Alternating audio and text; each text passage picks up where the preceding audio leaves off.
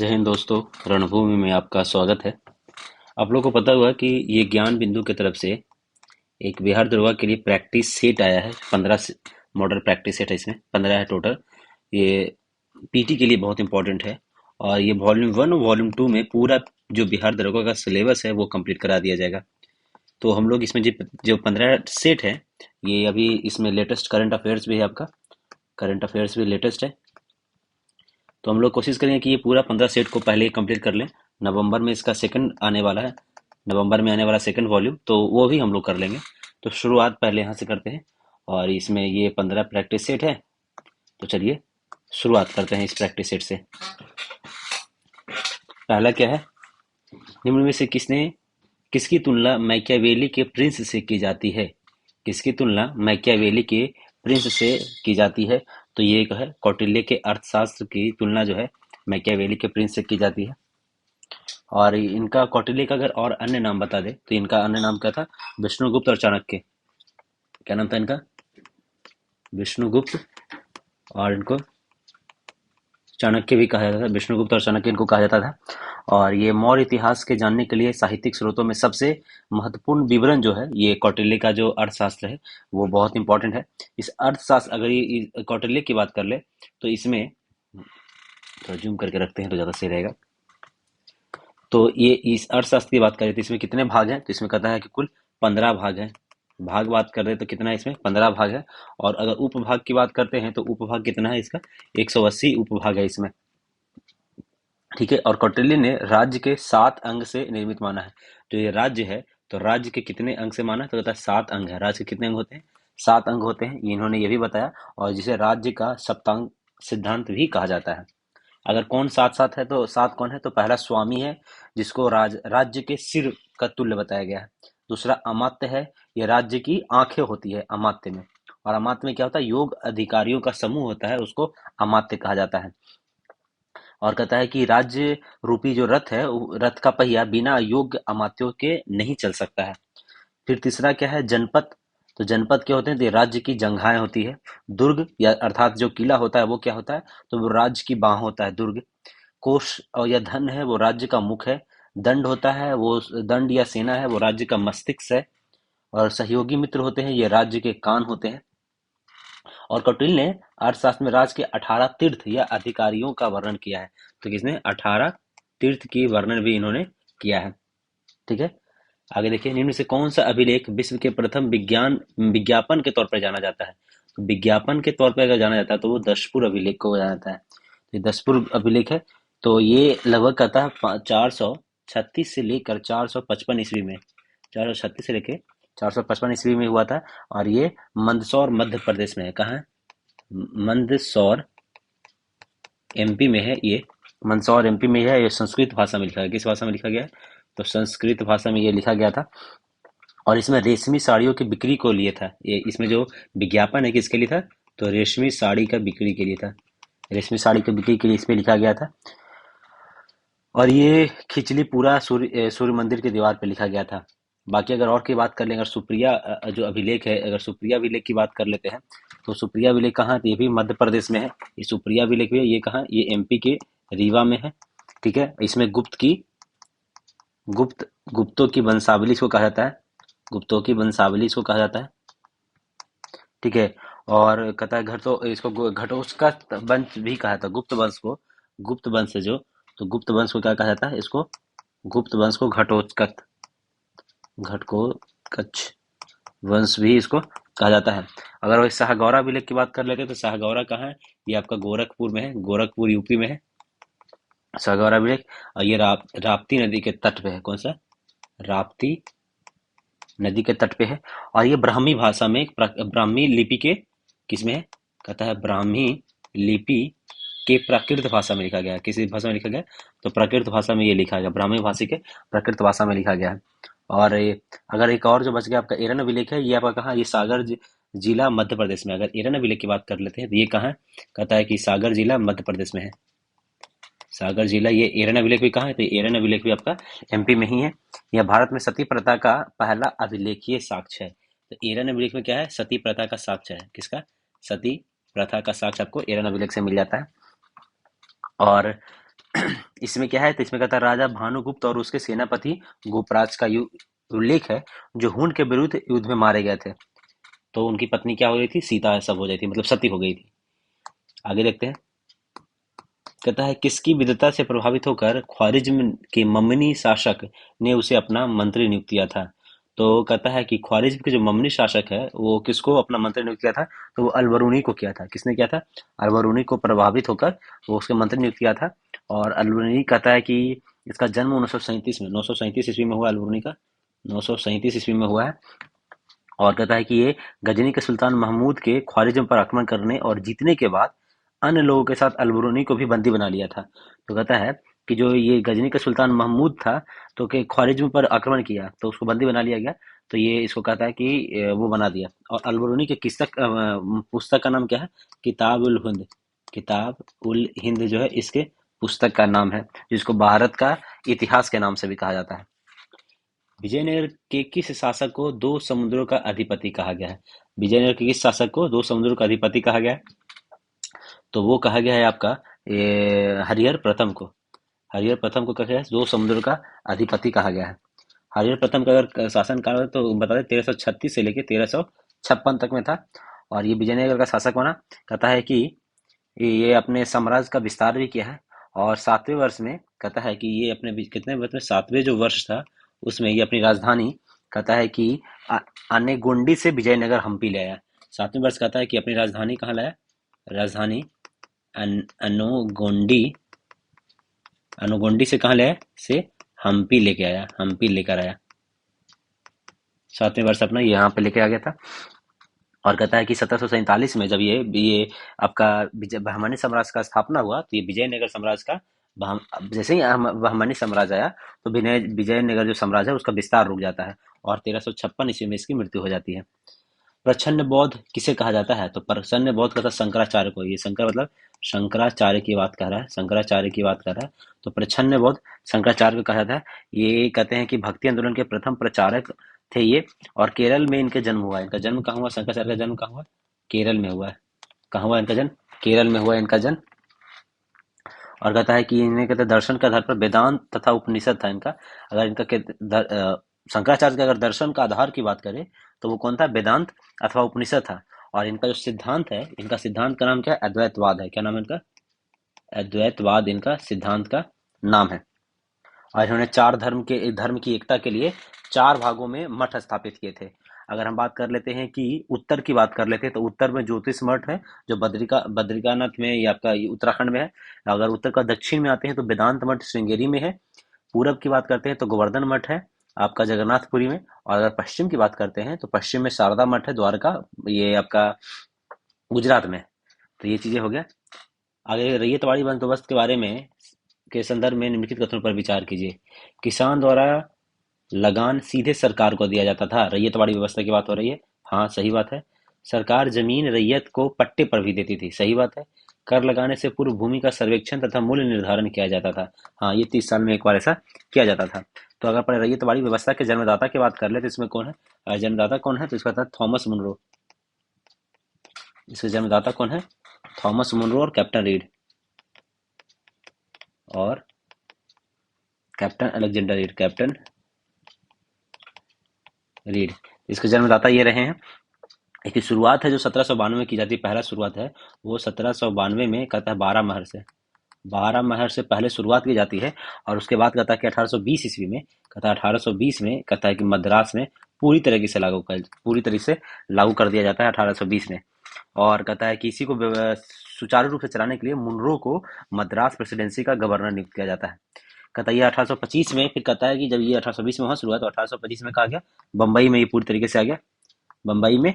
और ये कहता है कि 1858 तक में पूरा दक्कन, दक्कन के पूरा क्षेत्र पे ये आपका आ जाता है, ये फैल जाता है। कहता है कि इसमें कहता है भूमिदार को भूमि का स्वामी माना गया है।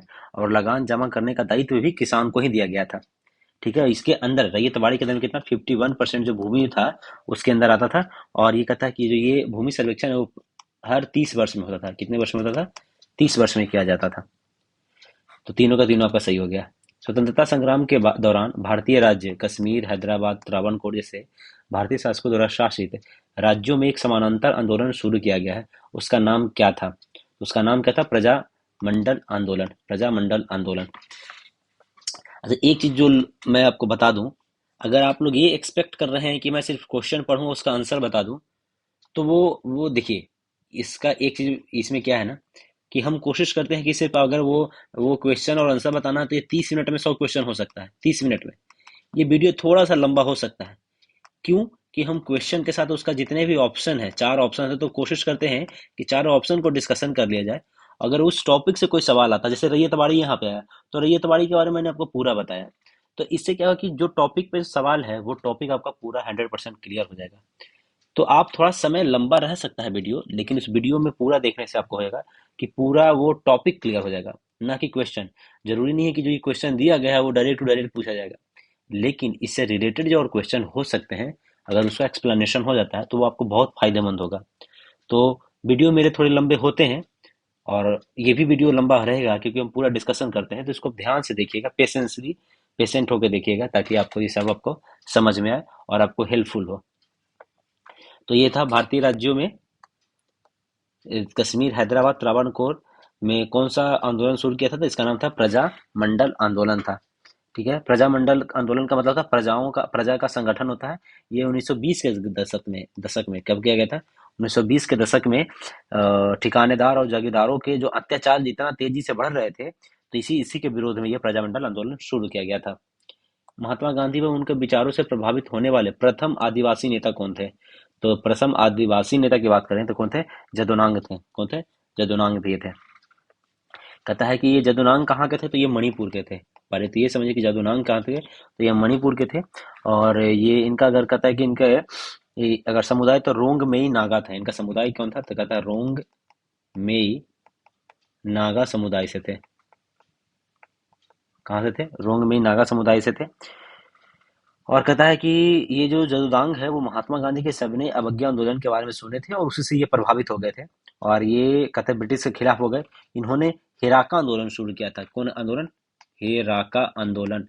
हेराका आंदोलन शुरू किसने किया था? तो जदुनांग ने हेराका आंदोलन शुरू किया था, और इनको 1931 में फांसी दे दिया गया था। कब? 1931 में फांसी दिया गया था। ठीक है।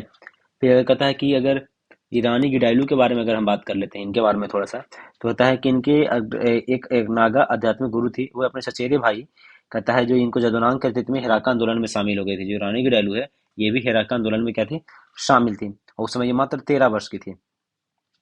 तो कहता है कि जब इनको फांसी दिया गया 1931 में, तो उसके बाद जो फांसी के बाद संभाला कौन? तो ईरान, ये जो है ये इसको पूरा संभालते हैं, और इनको कहता है कि 14 वर्षों तक जेल में रखा जाता है।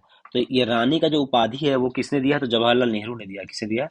जवाहरलाल नेहरू ने इनको ईरानी की उपाधि दी थी। अल्लूरी सीताराम राजू के बारे में अगर हम कुछ बात कर लेते हैं, तो इनका जन्म कहाँ हुआ? तो ये आंध्र प्रदेश के थे। कहाँ के थे? आंध्र प्रदेश के रहे हैं।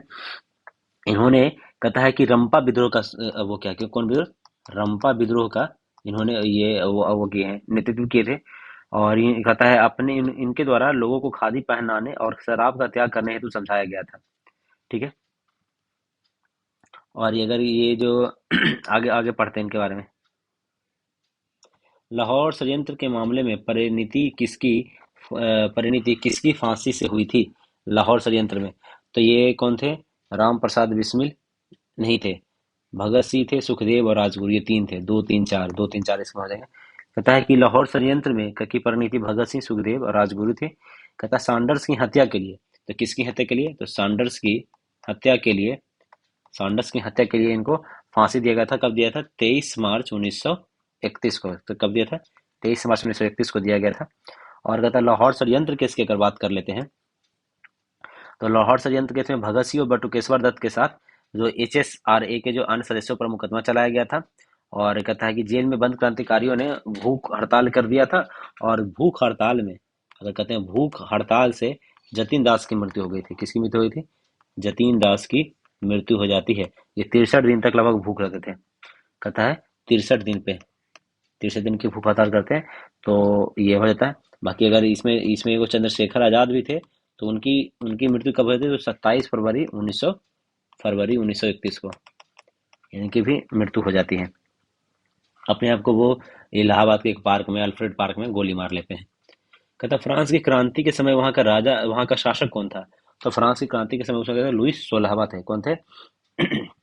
लुईस 16वां थे। फ्रांस की क्रांति हुआ कब है? तो कहता है कि 1789 में ये फ्रांस की क्रांति हुई थी। और कहता है कि लुईस 14वां जो शासक बना, शासक कब बना था? शासक बना था 1700 आपका 74 में शासक बना था।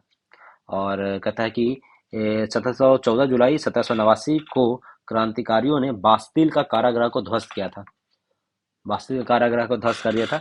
और कहता है कि फ्रांसीसी क्रांति से संबंधित अगर कुछ और बात कर ले तो फ्रांसीसी क्रांति से संबंधित जो एक है टीथे या टाइल, टीथे या टाइल, इस पे सवाल एक बार आ चुका है पीछे।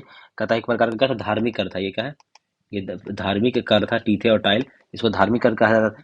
और ये कहता है कि टाइले और टाइल था एक प्रकार का भूमि कर था। ये क्या था? टाइले या टाइल, ये क्या था? टाइले और टाइल क्या था? भूमि कर था। ये फ्रांसीसी क्रांति से रिलेटेड है। खूनी रविवार की घटना कब हुई थी? तो खूनी रविवार की घटना हुई थी 22 जनवरी 1905 को हुआ था। और कहता है कि इसके पास कहता है कि ये रूस में जार के पास भूखे मजदूरों के समूह पर सेना ने गोलियां बरसाई थी और इसी को खूनी रविवार की घटना कहा जाता है। कहता है कि 7 फरवरी 1917 को रूस में क्रांति का प्रथम विस्फोट हुआ था। कब हुआ था? रूस में क्रांति का प्रथम विस्फोट कब हुआ था? तो 7 फरवरी 1917 को हुआ था। और वहाँ के विद्रोह ने रोटी रोटी का नारा लगाया था। क्या कि रोटी रोटी का नारा लगाया गया था। रोटी रोटी का क्या लगाया गया? नारा लगाया गया था। और 1917 को जार निकोलस द्वितीय ने गद्दी त्याग दी थी और निरंकुश शाही का अंत हो गया था इसी के साथ में। कहता है लघु अंडमान और कार निकोबार को विभाजित करता है। अंडमान और निकोबार को विभाजित करने वाला चैनल कौन सा है? 10 डिग्री चैनल है जो कि दोनों को विभाजित करता है। तो अगर और कहता है, अगर 6 डिग्री चैनल की बात करते हैं, अगर पहले यहाँ पे चाहिए 8 डिग्री है तो 8 डिग्री के बारे में कहते हैं। 8 डिग्री मालदीव और मिनिकॉय को अलग करता है। किसको करता है? 8 डिग्री मालदीव और मिनिकॉय को। ठीक है, 10 डिग्री तो इसका हो गया। अगर 9 डिग्री की बात करते हैं तो मिनिकॉय और लक्षद्वीप को, मिनिकॉय एंड लक्षद्वीप को। देखिए पहले 6 डिग्री से शुरू करते हैं। अगर 6 डिग्री की बात करते हैं तो कहता है ग्रेट निकोबार और म्यांमार को, सुमात्रा को, ग्रेट निकोबार और सुमात्रा को अलग कर दिया। ये 7 डिग्री वैसा कुछ खास है नहीं 7 डिग्री में। 8 डिग्री की बात कर रहे थे तो ये मालदीव है और मिनिकॉय है। मालदीव और मिनिकॉय हो गया। 9 डिग्री में कहता है मिनिकॉय और लक्षद्वीप हो जाएगा। 10 डिग्री में आपका अंडमान और निकोबार हो जाएगा। ठीक है, डंकन जो पास है ये आपको दक्षिणी अंडमान और लघु अंडमान का करता है। कौन करता है? दक्षिणी अंडमान और लघु अंडमान एंड लघु अंडमान। तो ये इसको वो अलग करता है। पाक जल संधि है वो भारत और श्रीलंका के बीच में पाक जल संधि है। और कोको जल संधि अंडमान और कोको द्वीप के बीच में क्या है? जो म्यांमार का है उसमें कोको जल संधि है। ठीक है, कहता है निम्नलिखित राज्यों में किसकी समुद्र तट सबसे लंबा है? तो अगर समुद्र तट की बात कर लेते हैं तो वैसे तो सबसे ज्यादा लंबा तो आपका, अगर उस तरीके से बात कर लिया जाए तो सबसे ज्यादा अगर किसी का है तो वो है आपका अंडमान एंड निकोबार का। अंडमान एंड निकोबार का फर्स्ट नंबर पे है। सेकंड नंबर पे कौन है आपका? गुजरात है। सेकंड नंबर पे आपका कौन है? गुजरात है। लेकिन अगर इसमें बात कर ली जाए तो इसमें सबसे ज्यादा कौन है? तमिलनाडु के पास है। और ये आपका थर्ड नंबर पे क्या है? तमिलनाडु है। फोर्थ नंबर पे क्या है? आंध्र प्रदेश है। चौथे नंबर पे है। पांचवें नंबर पे आंध्र प्रदेश के बाद क्या है? महाराष्ट्र है। पांचवें नंबर पे है। और महाराष्ट्र के बाद फिर कहते हैं कि पश्चिम बंगाल है। उसके बाद केरल आता है। तो सबसे ज्यादा कौन है? अंडमान निकोबार है, लगभग 3083 है। 3083 किलोमीटर है। गुजरात है 2340 किलोमीटर अगर है। ठीक है, तमिलनाडु का कितना है? तो 1060 है। जैसे कितना? 1068 किलोमीटर है लगभग। शिवालिक जो भारत के उत्तरी मैदान से अलग करने वाली संरचना है इसको क्या कहते हैं? कहता है हिमालयन फ्रंटल फॉल्ट कहता है। जो कहता है हिमालयन फ्रंटल फॉल्ट कहा जाता है। ठीक है, कि अगर इसे कहता है कि एक ऐसी संरचना है ये शिवालिक जो कि भारतीय प्लेट का यूरेशियन प्लेट के नीचे निक्षेपण हो रहा है। और कहता है कि प्लेशियन युग के अंत में हिमालय फ्रंटल फॉल्ट का विकास हुआ। और कहता है अगर ट्रांस हिमालय और बृहद हिमालय की बात कर लेते हैं, किसी ट्रांस हिमालय और बृहद हिमालय की बात कर लेते हैं तो ये इसको कौन अलग करता है? तो ट्रांस और बृहद को कहता है कि Indus Tsangpo suture zone, Indus Tsangpo suture zone इसको करता है। ये इसको अलग करता है। तो बृहद हिमालय और लघु हिमालय की बात करते हैं। बृहद हिमालय, अगर लघु हिमालय की बात करते हैं तो मेन सेंट्रल थ्रस्ट करता है इसको अलग। फिर रहता है लघु हिमालय और शिवालिक हिमालय को कौन अलग करता है? तो शिवालिक हिमालय को कौन अलग करता है? लघु और शिवालिक को ये कहता है कि मेन बाउंड्री फॉल्ट हो गया। और शिवालिक और अगर कि ये कहते हैं इसको क्या बोल सकता है, मैदान, उत्तरी मैदान की बात कर लेता है तो ये कौन है? इसको कहता है हिमालयन फ्रंटल फॉल्ट। तो ये चीज हो गया। जलोढ़ मिट्टी में किस तत्व की कमी होती है? जलोढ़ की बात हो रहा है तो जलोढ़ मिट्टी में किस तत्व की कमी होती है? तो इसमें कहता है कि आपका जलोढ़ मिट्टी में आपका नाइट्रोजन की कमी होता है। पोटास और ह्यूमस जो है वो बहुत प्रचुर मात्रा में होता है। क्या होता है? पोटास और ह्यूमस और प्रचुर प्रचुर मात्रा में होता है। बाकी इसमें क्या होता है? नाइट्रोजन की कमी होती है। और जलोढ़ मिट्टी के बारे में पता है कि हिमालय के द्वारा निक्षेपण से बनता है ये लगभग 33.5% भाग पर पाया जाता है। और अगर जलोढ़ मिट्टी को बांगर और खादर दो भागों में बांटते हैं, और जो प्राचीन जलोढ़ को बांगर कहते हैं और जो नया नया होता है उसको खादर कहा जाता है। और इसमें जलोढ़ मिट्टी में क्या होता है? गेहूं, गन्ना, जौ, दलहन, तिलहन और जूट की फसल उगाई जाती है। भारत में किस किस्म की कॉफी का उत्पादन अत्यधिक होता है? किस किस्म की कॉफी? तो ज्यादा होता है रोबस्टा का होता है। क्या होता है? रोबस्टा का। वैसे तो अब ये कॉफी का अरेबिका और रोबस्टा दोनों का यहाँ पे उत्पादन होता है, लेकिन इसमें रोबस्टा का सबसे ज्यादा इसमें उत्पादन हो जाता है।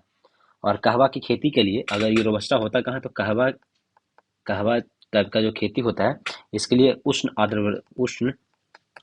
आर्द्र जलवायु चाहिए होता है। क्या होता है? उष्ण आर्द्र जलवायु चाहिए होता है। और अगर वर्षा की बात कर ले तो लगभग 150 से 200 सेंटीमीटर वार्षिक वर्षा इसके लिए जरूरी होती है। और विश्व के लगभग 2.5% से लेकर 2.5 से 4.5% जो वो कहवा है वो भारत में उत्पादन होता है। कहवा कहाँ होता है? कहवा का उत्पादन होता है भारत से इसका उत्पादन होता है। लोहरदगा किस खनिज के लिए प्रसिद्ध है? लोहरदगा है वो कैसे के लिए? तो बॉक्साइट के लिए। ये लोहरदगा है कहाँ? तो आपका ये है लोहरदगा आपका है, ये आपका लोहरदगा आपका झारखंड में है। कहाँ है? झारखंड में है। और ये आपका झारखंड में लोहरदगा है। यहीं पे पलामू भी है, ये भी आपका क्या चीज के लिए प्रसिद्ध है? तो बॉक्साइट के लिए दोनों प्रसिद्ध है। बॉक्साइट से हमको मिलता क्या है? तो बॉक्साइट से हमको क्या मिलता है? एल्युमिनियम मिलता है। बॉक्साइट से एल्युमिनियम मिलता है। और कहता है कि अगर बॉक्साइट की बात कर लेते हैं तो भारत का 51% बॉक्साइट जो है, कि बॉक्साइट का जो 51% भारत का वो कहाँ मिलता है आपको? वो आपको उड़ीसा में मिलता है। कहाँ मिलता है? 51% लगभग आपको उड़ीसा में पाया जाता है। उड़ीसा के कालाहंडी और कोरापुट जिला। कौन कौन उड़ीसा में क्या है? कालाहंडी कालाहंडी और कोरापुट, ये दो जिला है। यहाँ पे क्या पे रहता है? 51% आपका बॉक्साइट मिलता है। तो बॉक्साइट में टॉप कौन है? उड़ीसा। कहाँ कहाँ? कालाहंडी और कोरापुट हो जाता है। कहता कोचिन शिपयार्ड का निर्माण किस देश के सहयोग से हुआ था? जो कोचिन शिपयार्ड है उसका निर्माण किसके सहयोग से हुआ था? तो जापान के सहयोग से हुआ था। कब हुआ था? जापान के सहयोग से 1972 में हुआ था। कब हुआ था? 1972 में इसका हुआ था। और यहीं से आईएनएस विक्रांत बना है। तो कोचिन शिपयार्ड से ही बना आईएनएस विक्रांत, जो भारत का क्या था? पहला विमान वाहक युद्धपोत था। ठीक है। और आता है कि भारत में जलयान का पहला कारखाना 1941 में विशाखापट्टनम में लगाया गया था। और 1952 में सरकार ने अधिग्रहित करके उसका नाम हिंदुस्तान शिपयार्ड रख दिया। धर्म आधारित जनगणना 2011 के अनुसार निम्नलिखित में से किस धर्म के वर्ग का लिंगानुपात सबसे कम है? तो ये अगर धर्म की बात करें तो हिंदू का लिंगानुपात कम है, जो कि लगभग कितना था? तो 931 ही था इसका। इसका कम है। ठीक है। और अगर सर्वाधिक लिंगानुपात की बात करते तो ईसाई का जो था सर्वाधिक लिंगानुपात था। सर्वाधिक था किसका? था ईसाई का। और अगर ये तो इसके हिसाब से, लेकिन अगर सबसे कम की बात करी जाए तो सबसे कम किसका है? सबसे कम किसका है? सिख का है, जो कि 893 से कितना है? 893 है। निम्नलिखित से कौन सा युग्म सही सुमेलित नहीं है? मेसेटा का पठार स्पेन में है, हाँ। चियापास का पठार मैक्सिको में है, सही है। यूकान का पठार चीन में नहीं है। यूकान का जो पठार है आपका अलास्का यूएसए में है। अलास्का कहाँ है? यूएसए में है। किम्बरली का पठार कहाँ है? ऑस्ट्रेलिया में। तो मेसेटा स्पेन में। मेसेटा कहाँ है? स्पेन में है। चियापास कहाँ है? चियापास है मैक्सिको में। और यूकान कहाँ है? तो अलास्का में है, यूएसए में। और किम्बरली का पठार कहाँ है? तो ये ऑस्ट्रेलिया में है। ठीक है। बाकी अगर कुछ और का है तो अंत कहता है कि तिब्बत का पठार कहाँ है? मध्य एशिया में है। बोलीविया का पठार कहाँ है? तो एंडीज पर्वत बोलीविया में है। एंडीज पर्वत कहाँ है? तो अगर देखिए, अगर एंडीज पर्वत कहाँ है? उत्तर दक्षिणी अमेरिका में है। गिरिपदीय पठार पेटागोनिया का पठार कहाँ है? अर्जेंटीना और चिली में, ये भी आपका दक्षिणी अमेरिका में है। पिटमाउंट का पठार कहाँ है? वो अमेरिका में है। प्रायद्वीपीय पठार भारत में है और कनाडियन पठार कहाँ है? आपका कनाडा में है। ठीक है। और कुछ कतार के प्रमुख पठार और ग्रेट बेसिन का जो पठार है वो कहाँ है? आपका अमेरिका में, ग्रेट बेसिन। अनातोलिया का पठार कहाँ है? अनातोलिया, अनातोलिया कहाँ? तुर्की में। यूनान का पठार कहाँ है? तो म्यांमार, चीन या वियतनाम में है। म्यांमार, चीन, वियतनाम में यूनान का है। कोलंबिया का पठार यूएसए में है। कोलोरेडो का पठार भी यूएसए में है। कतंगा का पठार कहाँ है? डेमोक्रेटिक कांगो में कतंगा का पठार है। लॉरियन का पठार कहाँ है? कनाडा में है। निम्नलिखित में से कौन सा पवनों द्वारा निर्मित स्थलाकृति नहीं है, पवन द्वारा नहीं है? तो ज्यूडेन है, यारदांग है, मेहराब है, वो नहीं है। मेहराब पवन से नहीं होता है, बल्कि मेहराब जो आपका होता है वो कहता है कि सागर जल से होता है। ये किससे होता है? सागर जल से होता है। आपका मेहराब क्या होता है? तो होता है जब कंदाराओं के विकास से, जब गुफा में जल का बहाव आर पर होने लगता है, गुफा में जल का बहाव आर पर होने लगता है तो मेहराब का निर्माण होता है। अगर पवन की बात कर लेते हैं तो पवन से निर्मित और कौन कौन है वो एक बार देख लेते हैं। पवन से क्या क्या बनता है? तो पवन से क्या क्या बनता है? कहता अपवाहन बेसिन, इसको अपवाहन बेसिन कहते हैं। ये आपका पवन से बनता है। छत्रक शैल भी बनता है। क्या होता है? छत्रक शैल भी आपका इसी से बनता है। जीवडेंग तो आपको देखें, जीवगेन जो है वो भी आपका जीवगेन भी बनता है। यारडांग भी है। यारडांग भी क्या होता है? हवा से ही बनता है यारडांग। कहता है इंसेल वर्ग, इंसेल वर्ग जो है आपका ये बनता है। ड्राई काटर, ड्राई काटर भी आपका हवा से ही बन जाता है। बाकी सागर से बात करें तो भृगु है, सागर से तटीय है, कंदरा है, पुलीन है, मेहराब हो गया, स्टैक हो गया, रोधिका, तट रेखा, फ्यार्ड तट, डाल्मेशियन तट, ये सब जगह बनता है, समुद्र से बनता है। कुमारी नामक स्थानांतरणशील कृषि का संबंध किस क्षेत्र से है? कुमारी किस चीज से है? तो कुमारी आपका कहाँ है? पश्चिमी क्षेत्र, पश्चिमी तट, पश्चिमी घाट पे है कुमारी। ठीक है। जिसको झूम कृषि या कहता है कर्तन या दहन कृषि भी कहा जाता है। अगर झूम की बात कर ले तो झूम कहाँ होता है? उत्तर पूर्वी राज्य में झूम कहते हैं। बेवर या डाहिया जो है आपका मध्य प्रदेश में बोला था, क्या बताए? बेवर जो बोलता है, बेवर या डाहिया आपका एमपी में बोला जाता है। पोंडू या पेंडा, पोंडू या पेंडा जो है आपका कहाँ बोला जाता है? आंध्र प्रदेश में। आंध्र प्रदेश में पेंडू या पेंडा बोला जाता है। कुमारी हो गया पश्चिमी घाट में हो गया। कोमान या पामा डाबी है ये आपका उड़ीसा में। कोमान या पामा डाबी आपका उड़ीसा में। बालरे या बाल्टरे है ये दक्षिण पूर्वी राजस्थान में होता है। बालरे मतलब समझे राजस्थान में। खील कहाँ होता है? हिमालय में। कुरुबा है आपका झारखंड में। पामलू आपका है मणिपुर में। और दीपा आपका छत्तीसगढ़ में है। कौन सी प्रशांत महासागर में बहने वाली ठंडी जलधारा है? ठंडी जलधारा की बात करें प्रशांत महासागर में तो इसका नाम क्या है? क्या है? ओयोशिवो, ओयाशिवो। क्या नाम है इसका? ओयाशिवो है, ठंडी जलधारा है। ये बेरिंग के जो जल संधि है उससे होकर कमचटका प्रायद्वीप के पूर्वी तट तक उत्तर से दक्षिण की ओर जाती है। कहाँ? उत्तर से दक्षिण की ओर जाती है। ऐसे ही इसको क्यूराइल भी बोला जाता है। क्या बोला जाता है इसको? क्यूराइल भी बोला जाता है। अगर गर्म जलधारा की बात कर ले तो गर्म, ये पूछा क्या था? यह ठंडी पूछा था। तो ठंडी में और कौन कौन है? तो ठंडी में क्या है? हमबोल्ट भी है आपका, ठंडी जलधारा प्रशांत महासागर में पड़ता है। वो याशिवा तो हो ही गया। कैलिफोर्निया है, कैलिफोर्निया है, ये भी आपका इसी में हो जाता है। ओटो टास्क, ओखो टास्क, ओखो टास्क जो है वो भी आपका ठंडी जलधारा हो गया। बाकी अगर गर्म जलधारा की बात करते हैं तो क्यूरोशिवो आपका है कि ये गर्म जलधारा है। फिर कहता है उत्तरी प्रशांत प्रवाह हो गया, अलास्का की प्रवाह हो गया, सुषमा धारा हो गया, पूर्वी ऑस्ट्रेलिया हो गया, एल नीनो हो गया, ये सब क्या है? गर्म जलधारा है। वर्तमान में भारतीय संविधान में कितने मूल अधिकार हैं? तो वर्तमान में मूल अधिकार कितना है? तो 6 है। कितने हैं? वर्तमान मूल अधिकार 6 है। जो कि समता का अधिकार, स्वतंत्रता का अधिकार, समानता का अधिकार, शोषण का अधिकार, धर्म की स्वतंत्रता हो गया, संस्कृति और शिक्षा संबंधी अधिकार, संपत्ति का अधिकार था जो कि खत्म हो गया, अब फिर संवैधानिक उपचारों का अधिकार है। और जो संपत्ति का अधिकार 44वें संविधान संशोधन से हटा दिया गया। भारतीय संविधान के अनुसार सरकार का प्रमुख कौन होता है? सरकार का प्रमुख तो होता है भाई संविधान के हिसाब से प्रधान ही मंत्री होता है। और अब जैसे कि अगर प्रधानमंत्री की मृत्यु या त्याग पत्र देने से पूरा मंत्री परिषद ही क्या होता है? भंग हो जाता है। राज्यसभा में प्रतिनिधित्व के लिए अमेरिका के समान प्रतिनिधित्व प्रणाली का प्रयोग तब होगा जब जनसंख्या के आधार पर राज्यसभा में प्रतिनिधित्व होगा। अधिक जनसंख्या वाले तथा कम जनसंख्या वाले राज्यों में राज्यसभा का प्रतिनिधित्व बराबर होगा।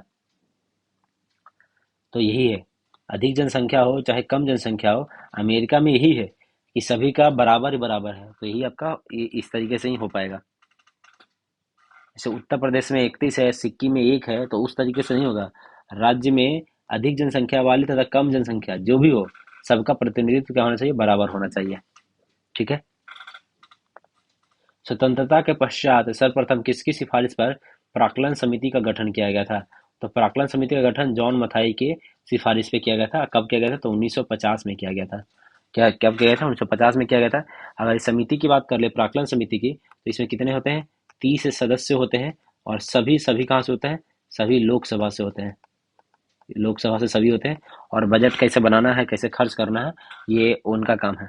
बाकी अगर कहते हैं कि जॉन मथाई के बारे में अगर बात कर ले, तो कहता है गणतंत्र भारत का, ये क्या थे?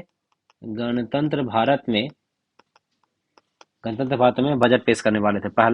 बजट पहला बजट है वो यही पेश किए थे गणतंत्र भारत में। और अगर सनमुखम सेट्टी की बात कर लेते हैं, तो कहता है कि भारत का पहला स्वतंत्र भारत का पहला बजट ये किए थे। कब किए थे? स्वतंत्र भारत का बजट कौन किए थे? सनमुखम सेट्टी के द्वारा किया गया था, इनके द्वारा किया गया था। अगर बजट प्रणाली के संस्थापक की बात करें, तो जेम्स विल्सन कौन है? ये बजट प्रणाली के संस्थापक। बजट प्रणाली के संस्थापक किसको कहा जाता है? तो जेम्स विल्सन को बजट प्रणाली का संस्थापक के रूप में माना जाता है। ठीक है। राष्ट्रीय पिछड़ा वर्ग आयोग की स्थापना कब की गई थी? तो ये कब किया गया था? 1993 में किया गया था। और इसको 102वां संविधान संशोधन 2018 के माध्यम से संवैधानिक संविधान में एक नए अनुच्छेद कितना क्या जोड़ा? 338 का बी प्रावधान किया गया है, जिसमें पिछड़े वर्ग आयोग अब संवैधानिक संस्था हो गया है।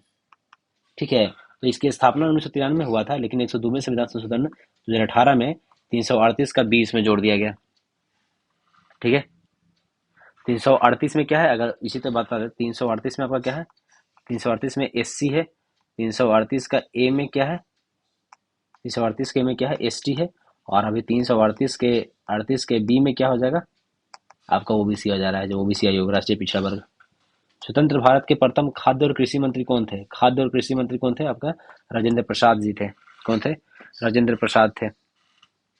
बाकी जवाहरलाल नेहरू के कौन क्या था? प्रधानमंत्री थे। वैधानिक शोध और राष्ट्रमंडल विदेशी मामले किनके पास था? जवाहरलाल नेहरू के पास था। पटेल जी के पास गृह, सूचना एवं प्रसारण मंत्रालय था। जॉन मथाई रेलवे और परिवहन मंत्री थे। जॉन मथाई क्या थे? रेलवे थे। रेलवे और परिवहन, ये जॉन मथाई के पास था। अमृत कौर के पास क्या था? स्वास्थ्य मंत्रालय था। और जगजीवन राम के पास श्रम मंत्री था। और वीएन गाडगिल कार्य और खनन मंत्री थे। कौन प्रारूप समिति के सदस्य नहीं थे? तो गोपाल स्वामी अयंगर थे। एन माधवराव थे। पीवी नरसिम्हा नहीं जी थे। के एम मुंशी थे। और इसमें टोटल कितने सदस्य थे? तो प्रारूप समिति टोटल 7 सदस्य थे। एक तो अम्बेडकर जी हो गए, पहला अम्बेडकर जी हो गए। फिर जिसमें 3 तो इधर आपको देख लेंगे, 3 हो गया। फिर और इसमें कहते हैं अयंगर तो हो ही गया। एक तो अयंगर भी थे। कौन थे? कृष्ण स्वामी अय्यर। कृष्ण स्वामी अय्यर। के मुंशी तो है ही। फिर कहता है कि मोहम्मद सादुतुल्लाह थे। कौन थे? एक सादुतुल्लाह थे इसमें। ठीक है। बाकी टी एन माधव जी तो हो ही गए यहाँ पे। और टी टी कृष्णामाचारी थे। कौन थे? कृष्णामाचारी भी थे। 4 3 7 लोग हो गए। सूची 1 को सूची 2 से मिलाइए। 40 में क्या है? ग्राम पंचायतों का गठन है। 41 में काम मारने का अधिकार है। समान नागरिक संहिता आर्टिकल 44 में है। 48 में कृषि और पशुपालन है। 1 2 3 4 कहाँ है? 1 2 3 4, ये आपका ये हो जाएगा। प्रथम लोकसभा के उपाध्यक्ष कौन थे? उपाध्यक्ष की बात कर रहा है, तो उपाध्यक्ष कौन थे आपका? तो उपाध्यक्ष की बात करते तो अनंत संयम अयंगर थे, ये उपाध्यक्ष थे। और अध्यक्ष कौन बने थे? तो ये अध्यक्ष थे, ये मावलंकर जी क्या थे? ये अध्यक्ष थे। अध्यक्ष मावलंकर जी थे। और अनंत संयम अयंगर जो थे उपाध्यक्ष थे। और इनका कार्यकाल 52 से लेकर 57 तक रहा है। प्रथम लोकसभा जो था ये कब से कब तक था? तो 17 अप्रैल 1952 से 4 अप्रैल 1957 तक था। ठीक है। अब एक टीवी की कीमत में 20% की कमी की गई। मूल्य कहता है मूल्य को प्राप्त करने के लिए नई मूल्य में कितने प्रतिशत की वृद्धि की जानी चाहिए? तो कह रहा है कि मान लेते हैं कि एक टीवी का कीमत कितना था, 100 रुपया था। 20% की कमी हो गई तो कितना हो गया, 80 रुपया हो गया। कितना हो गया, 80 रुपया। अब ये कह रहा है कि नई कीमत में कितना वृद्धि किया जाना चाहिए। तो वृद्धि कितना चाहिए, 20 रुपया वृद्धि करेंगे तब तो पुराना कीमत आएगा ना। मतलब मूल्य को कितना में वृद्धि करना है, 80 में करना है, इंटू 100 कर दीजिए। 20 चौका 80 और यहाँ से 25, कितना परसेंट आ गया, 25% आ गया। समझ गया? देखिए हमको वृद्धि कितना करना था, 20 रुपए का वृद्धि करना था ना, तब तो 80 से 20 फिर यहाँ से वापस जा सकते हैं। अब 20 रुपया वृद्धि किसमें करना था, 80 रुपये में करना था, इंटू 100 कर दीजिए तो परसेंट आ जाएगा आपका। कहता 16 संख्याओं का औसत 23 है, पहली 7 संख्याओं का औसत 21 है, तो अंतिम 8 संख्याओं का औसत और 24 है, तो 8वीं संख्या ज्ञात कीजिए। तो पहला 16 संख्या की बात कर लेते हैं, तो 16 इंटू 23 कीजिए। तो ऐसा कर लेते हैं, 16 × 3 = 48 का 8 में 4, 16 दूनी 32, 4 36, टोटल कितना है, 364 हो जा रहा है। पहली 7 संख्याओं का औसत कितना है, 21, तो 21 से कितना जाता है, 700 147 हो गया। अंतिम 8 का कितना हो जाएगा, तो 24 8 192 हो जाएगा, तो 192 इसमें जोड़ दीजिए। 9 9 4 13, 2 1 3, 339 आ रहा है, 339 इससे माइनस कर दीजिए। 8 और 2 9, 9 और 2 29 ना हो जाएगा, तो कितना हो जाएगा, 29 इसका आंसर आ जाएगा। कहता है 1500 मीटर की दौड़ में यदि ए बी को 150 मीटर से हरा दे, 100 मीटर से हरा रहा है, और बी सी को 150 मीटर से हरा देता है, तो ए सी को कितनी दूरी, कितनी मीटर से हरा देगा? देखिए कह रहा है ए है, वो बी को कितने मीटर से हरा रहा है, 100 मीटर से, 1500 में। टोटल कितना, टोटल 1500 में है। तो बी कितना चला होगा, मतलब समझ रहे हैं कि जब ए चला 1400 तो बी चल गया आपका 1500, तो डिफरेंस कितना आ गया, 100 का आ गया। ठीक है। और बी है, सी को 150 मीटर से हरा दे रहा है, तो बी जो है, बी अगर 1500 कवर कर रहा है, तो सी कितना कवर कर रहा है उतना देर में, मात्र 1385 ही कवर कर रहा है।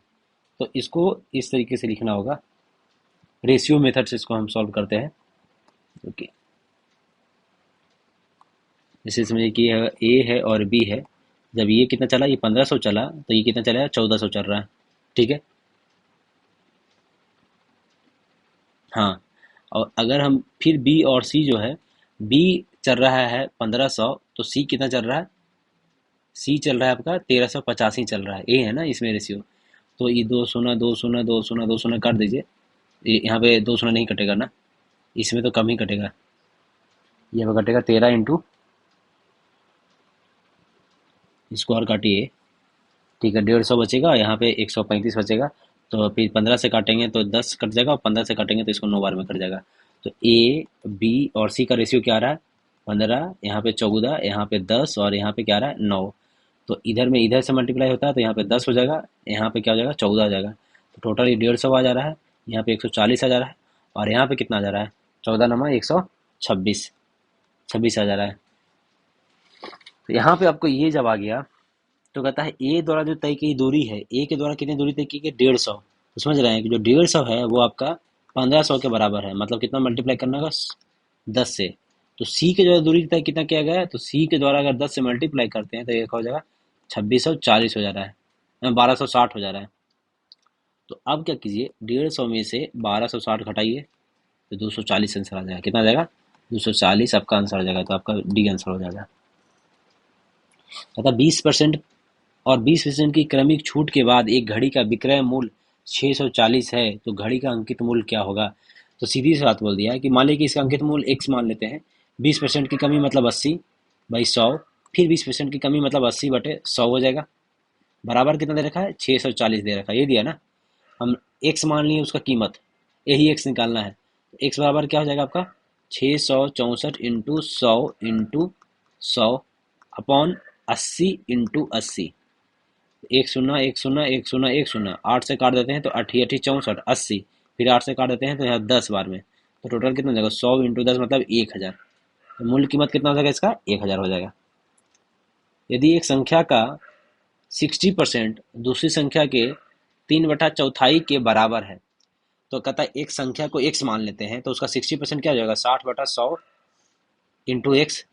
जो वो कहता है कि 3/4 3/4 दूसरे की संख्या के बराबर है, तो दूसरी संख्या का अनुपात क्या होगा। तो पूछ रहा है कि यहाँ पे एक काट दीजिए तो यहाँ 3/5 इधर आ जाएगा, तो एक्स अपॉन बाई क्या आ जाएगा, ऊपर से तीन इधर भी कट गया, तो एक्स अपॉन बाई क्या हो जाएगा, 5/4 आ जाएगा। तो यहाँ पे 5/4 आपका डी आंसर में दिया हुआ है। किसी खास कोड को में रोज को 682A1, चेयर को 73457 लिखा जाता है, तो सर्च को कैसा लिखा जाएगा। सर्च एस, एस यहाँ पे एस है, एस मतलब क्या हो जाएगा, 2। ई यहाँ पे है, ई मतलब ई कहाँ पे होगा, ई मतलब क्या लिखा हुआ है, 1, 2 1, 2 1। ए लिखा हुआ है कहाँ, तीसरे नंबर पे, ए मतलब 4, 4 2 1 4। और फिर आर है, आर मतलब क्या लिखा हुआ है, 6, 6। फिर सी मतलब क्या होगा, सी मतलब दिया हुआ है 7। और एच मतलब क्या दिया हुआ है, 3, 2 1 4 6 7 3। आंसर हो गया। निम्नलिखित में से लुप्त संख्या का मान ज्ञात करें। तो लुप्त संख्या क्या क्या हो जाएगा, कैसे इसको किया जाए। 4 3 7 1 8, नहीं, 5 2 7 1 8, 5 2 7 2 9 हो जा रहा है, नहीं ऐसे नहीं होगा। 5 3 8 2 10 1 11, 4 2 6, 4 2 6 1 7 4 11, 5 3 8 2 10, यहाँ पे क्या हो जाएगा, 1 हो जाएगा, 10 1 11 हो जाएगा। तो इसका आंसर क्या है, 1 हो जाएगा। ऐसे ऐसे जोड़ना है, ऐसे ऐसे ऐसे, फिर ऐसे ऐसे ऐसे। मुद्रास्फीति से सर्वाधिक लाभ निम्न में से कौन पाता है। मुद्रास्फीति से तो सर्वाधिक लाभ आपका पाता है ऋणी। मतलब आप समझिए कि आप 100 रुपया किसी से, मान लीजिए 1000 रुपया की बात करते हैं, 1000 रुपया आप 2010 में किसी व्यक्ति से 1000 रुपया लिए, उस समय 1000 की कीमत, और आप अभी 2025 में उसको 1000 लौटाइएगा, तो 1000 का कीमत बराबर रहेगा। आप तो 1000 लौटा दिए, उस समय वो 1000 का वैल्यू अलग था, अब बहुत कम हो गया। तो फायदा किसको मिलता है, ऋणी को मिलता है। तो इस पंचवर्षीय योजना में कृषि ने ऋणात्मक विकास किया था। तो ऋणात्मक मतलब निगेटिव किस में किया था, तो निगेटिव हुआ था तीसरा में, कृषि में। और तीसरा में निगेटिव होने का भी रीजन ये था कि जो अगर तीसरी पंचवर्षीय 1961 से लेकर 1966 तक चला था, ये कहता है जे सैंडी या सुखमय चक्रवर्ती महानुलोविस मॉडल से प्रभावित था। इसमें क्या हुआ था कि तीसरी पंच भारत चीन का युद्ध हुआ था, तीसरी पंचवर्षीय में भारत चीन का युद्ध हुआ था, 1962 का युद्ध था। ठीक है। भारत पाक का भी युद्ध हुआ था, भारत और पाकिस्तान का युद्ध कब हुआ था, 1965 में हो गया था। और कहता है कि 65 66 के बीच में सूखा भी पड़ गया था। तो इन तीनों के कारण कहता है कि तीसरी पंचवर्षीय योजना निगेटिव में चली गई थी। राजा चेलैया समिति का संबंध किससे है, तो ये राजा चेलैया कर समिति से है, कर से है। बाकी आपको रंगराजन समिति है वो पेट्रोलियम उत्पादन पे है, रंगराजन। केलकर समिति है प्रत्यक्ष और परोक्ष टैक्स को लेकर है, केलकर समिति। निम्नलिखित से कौन प्लास्टिक मनी का उदाहरण है, प्लास्टिक मनी। तो बता, प्लास्टिक मनी होता है क्रेडिट कार्ड होता है या डेबिट कार्ड होता है, ए और बी इसका आंसर हो जाएगा। निम्नलिखित में से किस प्रकार की बेरोजगारी के अंतर्गत वास्तविक आवश्यकता से अधिक लोग काम कर रहे होते हैं। तो ये प्रच्छन्न बेरोजगारी है जिसमें वास्तविक आवश्यकता से अधिक लोग काम करते हैं। जैसे आप लोगों का कृषि क्या होता है, गांव में कृषि में लोग एक खेत में 10 10 लोग काम कर रहे हैं, 2 लोग चल भी गए फिर भी काम टाइम से हो जाता है, तो इसी को कहते हैं प्रच्छन्न बेरोजगारी। जब प्रच्छन्न बेरोजगारी में होता है कि व्यक्ति है उत्पादन प्रक्रिया में योगदान नहीं देता है उतना। स्वैच्छिक बेरोजगारी,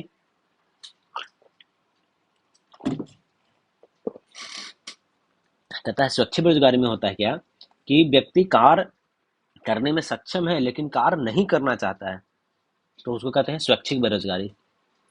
घर्षणात्मक या फ्रिक्शनल बेरोजगारी होता है, कहता है कि एक उत्पादन प्रक्रिया से दूसरी प्रक्रिया की ओर चले जाते हैं। मतलब कि आप अभी कुछ और काम कर रहे हैं और फिर दूसरा काम करना शुरू करते हैं, तो इस समय बीच में जो आपका समय लैप्स करता है उसी को कहता है घर्षणात्मक बेरोजगारी या फ्रिक्शनल बेरोजगारी। ठीक है। निम्नलिखित में से कौन सा वक्र बेरोजगारी की दर और इसी से अनुरूप मुद्रास्फीति की दरों के बीच व्युत्पन्न संबंध का वर्णन करता है। तो ये कौन करता है? Phillips curve. ऐसा फिलिप्स कर्व ऐसे बनता है। इधर मान लीजिए बेरोजगारी है आपका, इधर क्या है? इधर मुद्रास्फीति है, तो इसका कर्व ऐसे बनता है। ठीक है, तो होता है ये विपरीत विपरीत दिखाता है कि अगर मुद्रास्फीति बढ़ रहा है तो बेरोजगारी कम रहेगा, लेकिन मुद्रास्फीति कम रहता है तो आपका बेरोजगारी क्या हो जाएगा? बढ़ जाएगा। यही हो गया। बाकी लैम्फर कर्व के बारे में बात कर दे तो लैम्फर कर्व में बताया गया है, टैक्स वाला बात बताया गया है इसमें, कि इधर है कर दर है, और इधर कहता है राजस्व, कर राजस्व की बात कर रहा है। तो इसमें क्या है कि अगर आप टैक्स बढ़ा रहे हैं तो एक लिमिट तक, अब जैसे कर का दर है ना, कर का दर बढ़ा रहे हैं तो टैक्स का राजस्व एक लिमिट तक बढ़ेगा, फिर क्या होगा? बाद में आगे क्या हो जाएगा? आपका गिर जाएगा। ये क्या है? लैम्फर कर्व हो गया। भारत में रेपो रेट और रिवर्स रेपो रेट का को कौन सा संस्थान निर्धारण करता है? रेपो रेट और रिवर्स रेपो रेट, तो ये निर्धारण कौन करता है? तो ये आपका भारतीय रिजर्व बैंक आरबीआई ही इसका निर्धारण करता है। कौन करता है? आरबीआई करता है। बात है कि रेपो रेट क्या होता है? तो रेपो रेट है कि जब बैंक है, आरबीआई है, बैंक को कम टाइम के लिए, क्या था रेपो रेट में होता है? कम समय के लिए लोन देता है। किसको? कौन देता है? आरबीआई देता है। किसको? बैंक को देता है। ठीक है, ये हो गया। ये निर्धारित ब्याज दर है जिसपे आरबीआई कहता है बैंक को लोन देता है ओवरनाइट। वही अगर रिवर्स रेपो रेट की बात कर दे तो ये लॉन्ग टर्म के लिए होता है। ये कहता है कम समय के लिए, लॉन्ग टर्म के लिए होता है रिवर्स रेपो रेट। सूची एक को सूची दो के साथ सुमेलित कीजिए। भौतिक राशियां। विद्युत प्रतिरोध रेजिस्टेंस का ओम होता है, डी का वन देख लीजिए, डी का वन है। आयतन का घन मीटर होता है, ए का फोर देख लीजिए, चलिए ठीक है। कोणीय संवेग क्या होता है? कोणीय संवेग होता है किलोग्राम वर्ग मीटर प्रति सेकंड, बी का क्या हो जाएगा? थ्री हो जाएगा, बी का थ्री हो जाएगा। और श्यानता क्या होता है? न्यूटन सेकंड प्रति मीटर, न्यूटन सेकंड प्रति वर्ग मीटर होता है आपका, इसका होता है। जेनर डायोड का जो उपयोग किस रूप में किया जाता है? जेनर डायोड की बात कर रहा है। तो जेनर डायोड का उपयोग होता है वोल्टता नियंत्रक में, मतलब वोल्टेज कंट्रोल करने के लिए, हम लोग कंट्रोल करने के लिए इसका उपयोग करते हैं। जेनर डायोड का होता है। तो कहता है इसमें भंजक क्षेत्र में रिवर्स वॉइस मोड में उपयोग के लिए डायोड डिजाइन किया गया है। कहता है ये वोल्टेज स्टेबलाइजर के रूप में, मीटर की सुरक्षा के रूप में, या ओवर वोल्टेज से बचने हेतु वो कहता है कि ये वोल्टेज कंट्रोल का यूज किया जाता है। ये कैसे जोड़ा जाता है? ये हमेशा समानांतर जोड़ा जाता है। कैसे जोड़ता है? समानांतर जोड़ा जाता है। ये समानांतर जोड़ा जाता है। और ये क्या होता है? सेमी कंडक्टर का बना होता है। किसका बना होता है? सेमी कंडक्टर का बना होता है। और यह धारा को दोनों दिशा में बहने देता है। कैसे? दोनों दिशा में धारा बहता है, दोनों दिशा में धारा बहता है। ठीक है। और जब वोल्टेज एक निश्चित मान से अधिक हो जाता है तो जेनर डायोड धारा को विपरीत दिशा में प्रवाहित होने देता है। मतलब एक वोल्टेज एक लिमिट में हो जाएगा तो कहता है कि जो जेनर वोल्टेज जो है, ये नियंत्रक, वो एक विपरीत दिशा में जाने के लिए बोल देता है। अगर ट्रायोड की बात कर लेते हैं, ट्रायोड वाल्व, तो इसका आविष्कार 1907 में किया गया था। किसके द्वारा? लीडी फॉरेस्ट के द्वारा। किसके द्वारा? लीडी फॉरेस्ट के द्वारा किया गया था। इसका उपयोग एम्पलीफायर में, ऑसिलेटर में, ट्रांसमीटर में और डिटेक्टर में किया जाता है इसका। ठीक है। और अगर डायोड वाल्व की बात कर लेते हैं तो इसका होता है, डायोड जो होता है आपका रेक्टिफायर के रूप में काम किया जाता है। और ये रेक्टिफायर होता है डायोड, ये एसी को क्या चीज में बदलता है? डीसी में बदलता है। ऐसे परिपथ जहाँ रुक रुक कर थोड़े समय के लिए विद्युत धारा की आवश्यकता होती है, वहाँ किस सेल का उपयोग किया जाता है? तो जैसे लैक्सांसे सेल का उपयोग होता है। यहाँ पे क्या होता है? लैक्सांसे सेल का उपयोग किया जाता है, जिसकी आविष्कार 1866 में किया गया था। ठीक है। जैसे हो गया टेलीफोन, हो गया आपका विद्युत घंटी, हो गया, इस सब में इसका उपयोग किया जाता है। तड़ित चालक का आविष्कार किसने किया था? तड़ित चालक का आविष्कार किसने किया है? तो कहता है बेंजामिन फ्रैंकलिन ने। किसने किया है? बेंजामिन फ्रैंकलिन ने तड़ित चालक का इस्तेमाल किया है। और कहता है कि यह धातु की चलक चालक छड़ होती है जिसे भवनों के ऊपर कहता है, जो तड़ित चालक जो होता है, कहता है एक धातु का छड़ होता है। किसका होता है? धातु का छड़ होता है। ये घर के ऊपर हम लोग लगाते हैं कि जब आकाशीय विद्युत या तड़ित से सुरक्षा हेतु लगाया जाता है, और ये डायरेक्ट ऊपर से इसको नीचे भेज देता है, जो करंट जो पास होता है। बर्फ के दो टुकड़े को आपस में दबाने पर टुकड़े आपस में चिपक जाते हैं क्योंकि दाब अधिक होने पर बर्फ का गलनांक घट जाता है। ये बात सही है। दाब अधिक होने पे क्या होता है, बर्फ का गलनांक घट जाता है। और कहता है कि जैसे कि बर्फ में हम लोग क्या करते हैं, अगर नमक मिला दे, नमक या सोडा मिलाते हैं, तो इसका जो गलनांक है वो -22 डिग्री तक चल जाता है। मिलाने पे -22 डिग्री तक चला जाता है। और वे पदार्थ जो पिघलने पर प्रसारित होते हैं उन पर दाब बढ़ाने से उनका गलनांक बढ़ जाता है। अगर बर्फ की बात कर रहे हैं तो बर्फ का क्या होता है, घनत्व क्या होता है, पानी से कम होता है, इसलिए बर्फ पानी में तैरने लगता है। और 1/10 भाग ऊपर होता है और कहता है कि 9/10 भाग पानी के नीचे होता है। अगर पानी में बर्फ रखा हुआ वो पिघल जाएगा तो फिर भी पानी का स्तर उतना का उतना ही रहेगा। बर्फ है वो पानी में क्या होता है, बर्फ जो है आपका पानी में क्या होता है, पानी में तैरता है, पानी में तैरता है। लेकिन अल्कोहल में क्या होता है, अल्कोहल में डूब जाता है, अल्कोहल में क्या होता है, डूब जाता है बर्फ। ठीक है, क्योंकि अल्कोहल से कहता है ये भारी होता है। पारा जो है, अगर पारा की बात कर लेते हैं तो पारा -39 डिग्री सेल्सियस पे जमता है।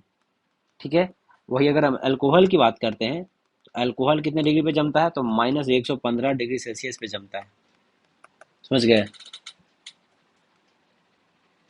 बिजली के हीटर में कौन सी सामग्री प्रयुक्त होती है, तो बिजली के हीटर में होता है आपका नाइक्रोम का होता है। क्या होता है इसमें, नाइक्रोम होता है इसमें।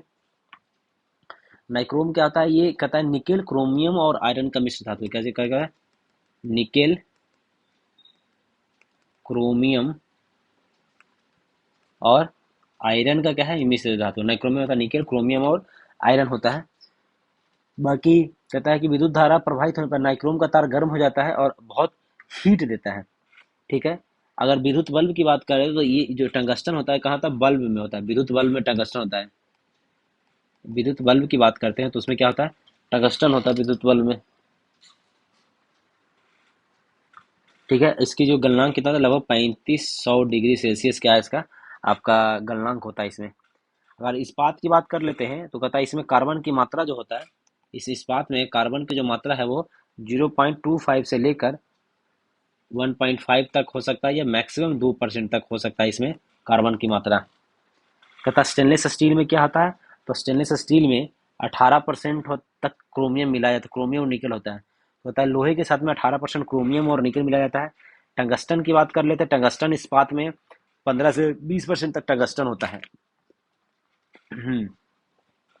कुछ जो इंपॉर्टेंट है वो देखिए, अगर पीतल की बात करते हैं तो पीतल में क्या क्या मिलाया जाता है, तो पीतल में आपका होता है कॉपर प्लस जिंक होता है।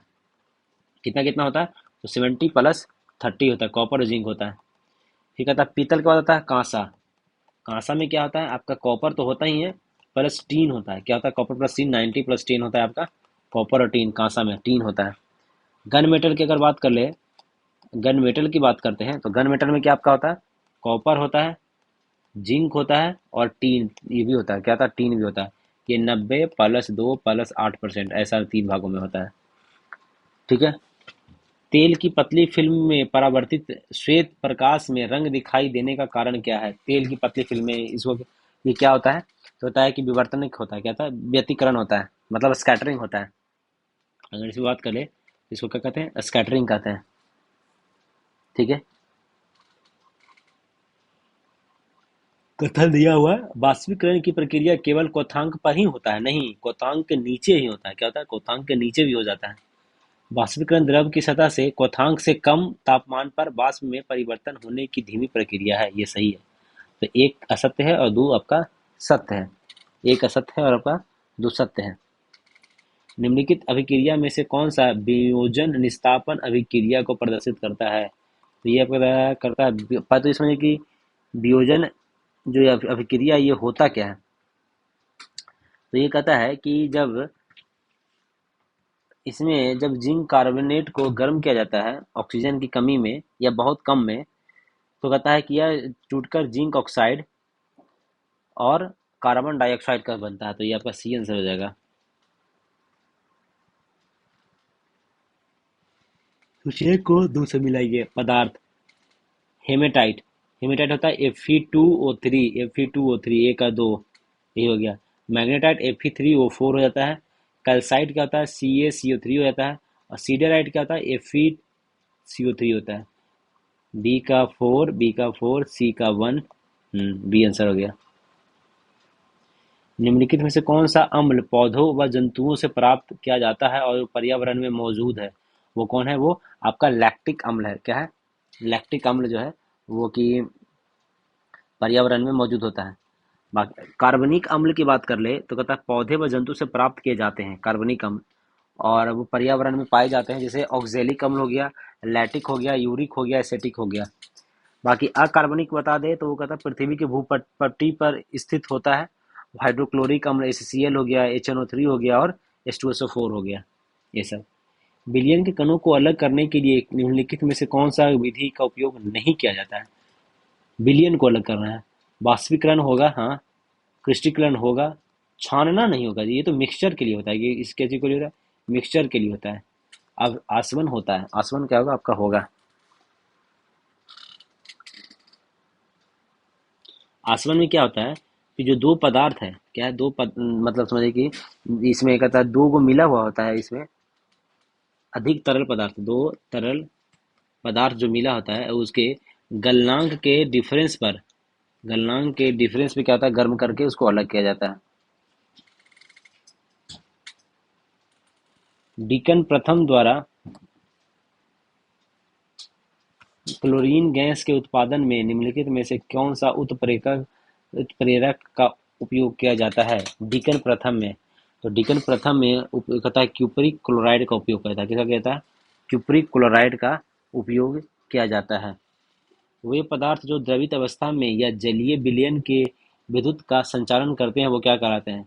द्रवित अवस्था की बात कर रहा है तो वो क्या होता है? विद्युत अपघटक होता है। क्या होता है वो? विद्युत अपघटक होते हैं। वो कहता है कि जब पिघली हुई अवस्था या द्रवित में होते हैं या पानी में घोले जाते हैं तो वो अपने आयनों में टूट जाते हैं, और वही आयन है जो विद्युत धारा का संचालन करता है। जैसे नमक पानी में, अगर नमक NaCl डालिएगा तो Na प्लस बचेगा और Cl माइनस हो जाएगा, और यही क्या होता है? विद्युत धारा का ट्रांसफर करता है।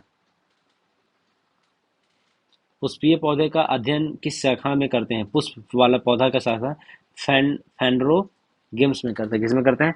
फैंड्रोगेम्स में करते हैं।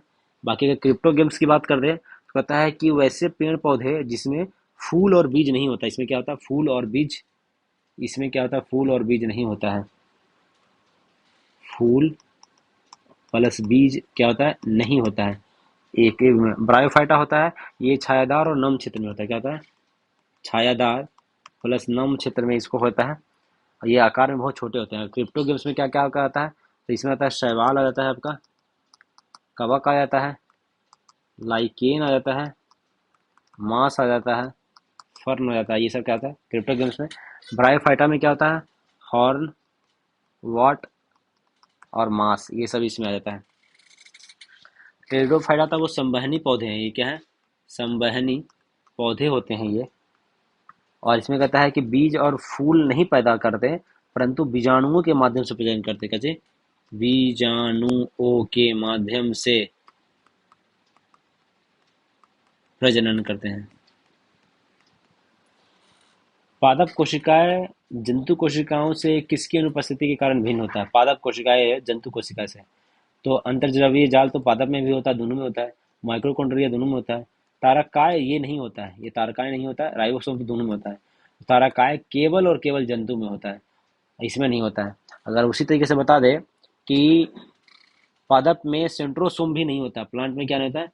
सेंट्रोसोम। सेंट्रोसोम भी पादप में नहीं होता है। यही सेंट्रियोल या सेंट्रोसोम जो कहिए, नहीं होता है। निम्नलिखित में से कौन सा जोड़ा गलत है?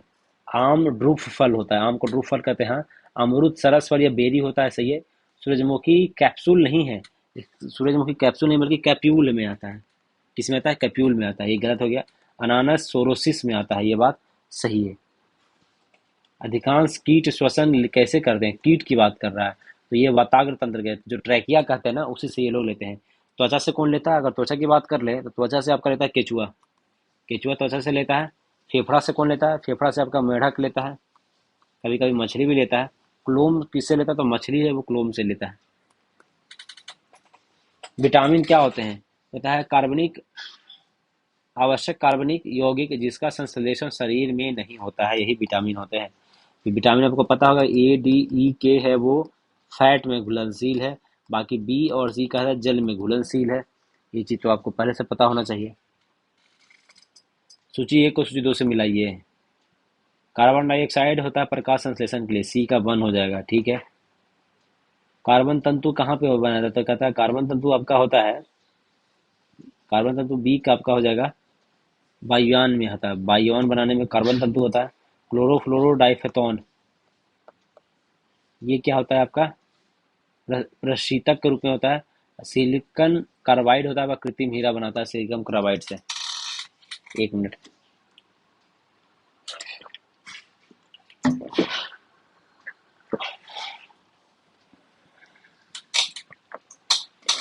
निम्नलिखित में से कौन सा पदार्थ प्रोटीन नहीं है। ये तो सेल्यूलोज है, कपासी तो नहीं है, कपास क्या है, ये सेल्यूलोज है। बाकी केश प्रोटीन, खूर प्रोटीन, लूता रेशम भी आपका प्रोटीन ही हो जाएगा। हम्म तुमने मेरा दिल जीत लिया, you won my heart, you won my your heart. तुमने मेरा दिल जीत, यू वॉन माई हार्ट होना चाहिए, योर नहीं भाई। ओहो, क्या यू वॉन माई हार्ट तो यहाँ पे दिया हुआ है, ठीक है। पैसिव वॉइस बदलना है, somebody has stolen his purse, तो होता है his purse has been stolen. somebody का यूज नहीं होता है, तो यहाँ पे आपका आंसर क्या हो जाएगा, आपका डी हो जाएगा। डायरेक्ट स्पीच से इनडायरेक्ट में बनाना है। Ramesh said I like this film, Ramesh told I liked this film, that film. Ramesh said that he liked that film, आपका डी हो जाएगा इसका भी। छ वर्ण में किसका योग से बना है, तो क और श से आपका छ बना हुआ है, क और श से। अगर त्र की बात कर ले, त्र किसके बना हुआ है, तो कहता त, त और र से बना हुआ, त्र बना हुआ है। ज्ञ की बात कर लेते हैं, ज्ञ की बात कर लेते हैं, तो ज और यहाँ से बना हुआ, ज्ञ आपका बना हुआ है। जगदीश में कौन सी संधि है, जगत है जो ईश, ये आपका भगत, इसके कहते हैं जगत प्लस ईश होता है, तो इसमें क्या है आपका व्यंजन संधि हो जाएगा, क्या हो जाएगा, व्यंजन संधि हो जाएगा। ओलंपिक खिलाड़ियों खेलों में भाग लेने वाली प्रथम भारतीय महिला खिलाड़ी कौन थी, ओलंपिक में खेलने वाली कौन थी, तो होता है मैरी लीला राव। कौन थी, मैरी लीला राव, जो कि 1956 में खेलने के लिए गई थी। क्या 1,100 मीटर के स्प्रिंट में, किसमें, 100 मीटर के स्प्रिंट में गई थी। कहते कर्णम मल्लेश्वरी जो है वो क्या है, महिला जो है, प्रथम महिला पदक जीतने वाली कौन नाम है उनका, कर्णम मल्लेश्वरी, कर्णम मल्लेश्वरी। एरोफ्लोट एयरलाइंस किस देश का है, ये तो रूस का है, ये किसका है, एरोफ्लोट किसका है, ये रूस का है। द हिंदू समाचार पत्र का प्रकाशन स्थल कहाँ है, द हिंदू का आपका है चेन्नई में।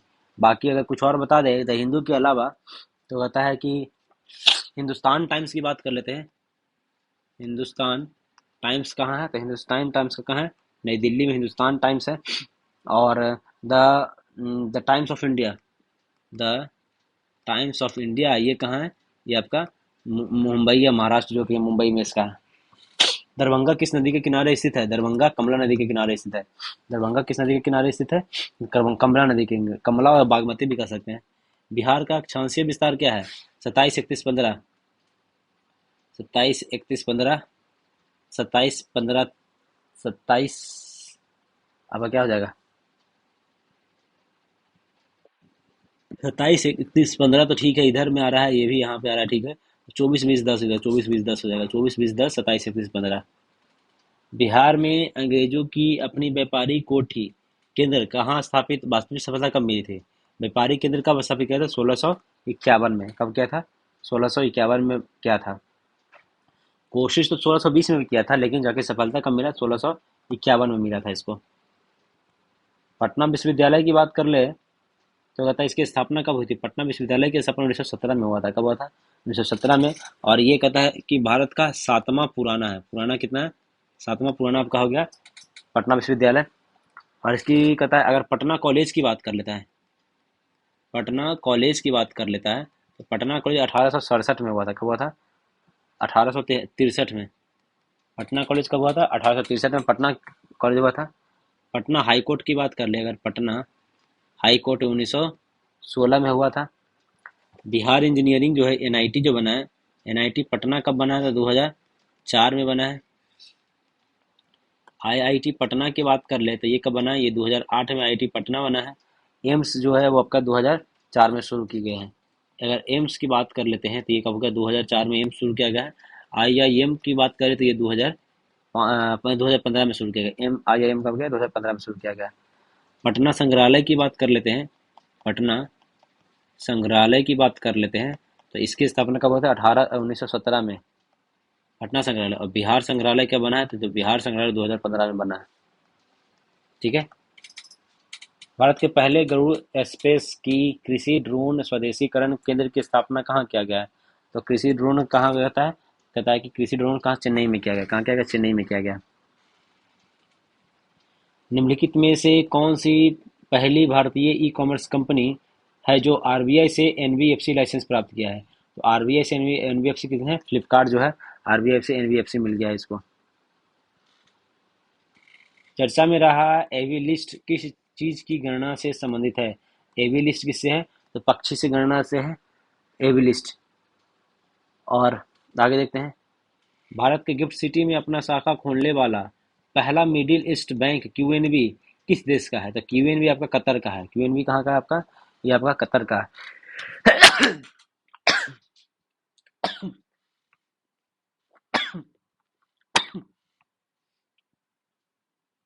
सॉरी। हाल में भारत सरकार ने company India rare earth limited को किस देश के साथ दुर्लभ पृथ्वी तत्वों के निर्यात समझौतों को निलंबित किया है? तो ये कहता है दुर्लभ जो है तत्व का निलंबित किया है। तो ये कहता है ये जापान के साथ किया है निलंबित। क्या किया है? जापान को निलंबित किया है। मोदी जी ने साइप्रस के आधिकारिक यात्रा के दौरान साइप्रस की प्रथम महिला फिलिपा कार्सेरा को किस राज्य में निर्मित चांदी का क्लच पर्स उपहार में दिया है? तो क्लच पर्स कहाँ का बना हुआ था? तो ये बना हुआ था आपका आंध्र प्रदेश का। कहाँ बना हुआ था? आंध्र प्रदेश का क्लच पर्स बना हुआ था। मुख्यमंत्री गुरु शिष्य परियोजना परंपरा योजना कहाँ का है? तो ये बिहार का है गुरु शिष्य परंपरा योजना, जिसमें कहता है कि तो गुरु को कितना दिया जाएगा? तो गुरु को दिया जाएगा आपको 15,000 रुपया। कितना? 15,000 रुपया गुरु को दिया जाएगा। संगीतकार जो है संगीतकार को कितना दिया जाएगा? तो कहता है संगीतकार को 7500 रुपया दिया जाएगा। और अगर विद्यार्थी है विद्यार्थी को कितना दिया जाएगा? विद्यार्थी को दिया जाएगा 3000 रुपया। हाल में ही रामानुजन एक महान गणितज्ञ की यात्रा पुस्तक का विमोचन किस संस्था द्वारा किया गया है? तो रामानुजन की पुस्तक क्या गया? राष्ट्रीय अभिलेखागार के द्वारा किया गया। किसके द्वारा? राष्ट्रीय अभिलेखागार के द्वारा शुरू किया गया। पांचवा खेलो इंडिया शीतकालीन गेम्स का पहला चरण कहाँ किया गया? तो कहता है पहला चरण किया गया लद्दाख में। और दूसरा चरण किया गया, सेकंड जो चरण है वो कहाँ किया गया है? जम्मू कश्मीर में। और अगर मेडल में टॉप किया है कौन? तो टॉपर क्या है? सेना। जो सेना है वो क्या है? आर्मी के, जिसको कही सेना या आर्मी कहिए, इसने टॉप किया है इसमें। जनवरी 2025 में विजय हजारे ट्रॉफी के फाइनल में निम्न में से कौन सा टीम उप विजेता रहा? तो उप विजेता रहा है आपका विदर्भ। और ये क्या है? टॉप जीता कौन है? तो जीता कौन है? आपका कर्नाटक जीता है। ठीक है। बड़ोदरा गुजरात में इसका आयोजन किया गया था। हाल में निधन हुए अयोध्या में श्री राम जन्मभूमि के मुख्य पुजारी निम्नलिखित में से कौन से थे? तो कहता है इनका कौन थे? आचार्य सत्येंद्र दास थे। इनकी मृत्यु हो गई 2025 में। तुलसी गोंडा जी है। अगर तुलसी गोंडा के बारे में भी है कि तुलसी गोंडा कौन थे, इनके बारे में कुछ तो था। राम राम सहाय पांडे जो थे, ये कौन थे? राम सहाय पांडे। ये तुलसी गोंडा पर्यावरणविद थे। क्या थे? पर्यावरणविद थे। पर्यावरण के बारे में थे। ये राम साहेब पांडे के थे लोक नृत्य कलाकार थे एमपी के। ये क्या थे? एमपी के लोक नृत्य कलाकार। इनकी भी मृत्यु हुई हाल में ही। बाबा शिवानंद की बात अगर कर लेते हैं तो ये आध्यात्मिक गुरु थे। कौन थे? आध्यात्मिक गुरु थे। हाल में ही किसे राष्ट्रीय सुरक्षा सलाहकार बोर्ड का अध्यक्ष के रूप में नियुक्त किया गया? राष्ट्रीय सुरक्षा सलाहकार कौन है? ये आलोक जोशी जी है, इनको बनाया गया है। राष्ट्रीय सुरक्षा सलाहकार का आलोक जोशी को बनाया। मनोज पांडा कौन है? तो 16वें वित्त आयोग के क्या बन गए? सदस्य बने हैं। ठीक है। अरविंदर सिंह को बनाया गया आईओसी का नया अध्यक्ष। इनको बनाया आईओसी का क्या बनाया गया? नया अध्यक्ष बनाया गया अरविंदर सिंह को। और ये अजय भूषण पांडे जी हैं, ये कहते हैं कि ए आई आई बी जो है आपका कहता है एशियाई अवसंरचना निवेश बैंक है, इनके क्या बन गए, उपाध्यक्ष बन गए हैं। ठीक है। हाल में ही कृत्रिम चट्टान योजना का शुभारंभ किस उद्देश्य से किया गया है? डिजिटल सुरक्षा, कृषि पशुपालन, बीपीएल परिवार, मछली उत्पादन के लिए। किसके लिए किया गया? मछली उत्पादन के लिए शुरू किया गया है। हाल में ही जारी क्यूएस यूनिवर्सिटी रैंकिंग सस्टेनेबिलिटी 25 में भारत का शीर्ष विश्वविद्यालय कौन रहा है? तो ये आईआईटी दिल्ली रहा है। शीर्ष विद्यालय में कौन रहा है? आईआईटी दिल्ली रहा है। हाल में राष्ट्रीय अंतरिक्ष दिवस को मनाने की घोषणा की गई है 23 अगस्त को 2023 में, जो चंद्रयान 3 जो पास किया था, सक्सेसफुल रहा था, उसके लिए। दुनिया के पहले कार्बन न्यूट्रल बेबी बनने वाली बच्ची का नाम क्या है? इसका नाम क्या है? अदबी। इसका नाम क्या है? अदबी रखा गया है कार्बन न्यूट्रल बेबी को। हाल में ही विश्व पशु स्वास्थ्य संगठन ने विश्व के पशु स्वास्थ्य की कौन सी स्थिति रिपोर्ट जारी की है? तो पहली रिपोर्ट जारी की है। और इन WHO की स्थापना कब होता है? अगर इसकी स्थापना 1924 में होता है। कब होता है? 1924 में। हाल में ही पूरी उड़ीसा में भव्य मंदिर से प्रेरित होकर निम्न में से किस राज्य में जगन्नाथ धाम मंदिर का निर्माण किया जा रहा है? ये पश्चिम बंगाल में किया जा रहा है, दीघा में। हाल में ही चर्चा में रहा हरा सोना का नाम से प्रसिद्ध क्या है? तो बांस है। हरा सोना क्या है आपका? हरा सोना के नाम से प्रसिद्ध कौन है? बांस है। इसमें कोंडा बेदरू वन कौन है? कोंडा वेदुरु, कोंडा बेदरू है ये उसके लिए। हाल में बिहार में किस खिलाड़ी ने खेलो इंडिया यूथ गेम्स 2025 में 20,000 मीटर का स्टीपल चेज में स्वर्ण पदक जीता है? स्वर्ण पदक जीतने वाले कौन है? तो ये आपका खुशी यादव है। कौन है? खुशी यादव जी है, वो स्वर्ण पदक जीती हैं। हाल में बिहार सरकार द्वारा 35% महिला आरक्षण को केवल बिहार की मूल निवासी महिलाओं तक सीमित रखने के लिए कब से बिहार अधिवास नीति लागू किया गया? 8 जुलाई 2025 से। कब किया गया? 8 जुलाई 2025 से। तो ये आपका फर्स्ट प्रैक्टिस सेशन जो है, प्रैक्टिस सेट जो है फर्स्ट कंप्लीट हो गया है। ऐसे ही डेली हम लोग एक एक करके इसको कंप्लीट कर लेंगे।